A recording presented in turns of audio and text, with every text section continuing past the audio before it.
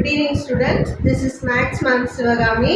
உங்களுக்கு நான் 6th chapter important சொல்றேன்.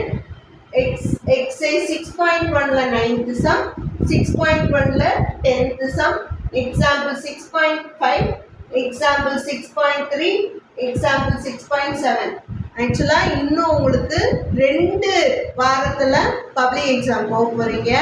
கரெக்டா 2 weeks தான் இருக்கு, 14 days தான் இருக்கு. அதுக்குள்ள நீங்க எப்படி மேக்ஸிமைஸ் பண்ணி படிக்க போறீங்களோ அது ரொம்ப ரொம்ப important. Make use of the time. ஓகேயா?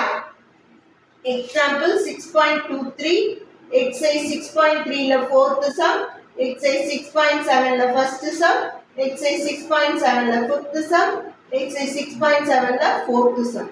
ஆக்சுவலா ஃபர்ஸ்ட் வால்யூம்ல 5th சாப்டரும் 6th சாப்டரும் ரொம்ப இம்பார்ட்டன்ட் சொன்னேன்.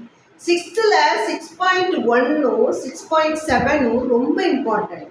5 மார்க்கு 6.1ல இருந்தும் 6.7ல இருந்து தான் வருது. ஆக்சுவலாக அந்த 2 எக்ஸசைஸும் நீங்கள் ஃபுல்லாக படித்தாலே நல்லா எழுதிடலாம் 6th சாப்டர் 5 மார்க்கு.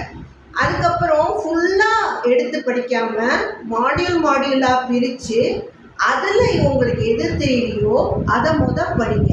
அப்படி தான் படித்தாதான் ஈஸியாக இருக்கும்.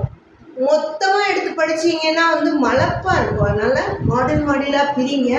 அதுக்குள்ளே உங்களுக்கு எது தெரியலையோ அதை படிங்க. இந்த 14 நாளைக்குள்ள ஈஸியாக படிக்க முடியும். பிரிச்சுக்கோங்க.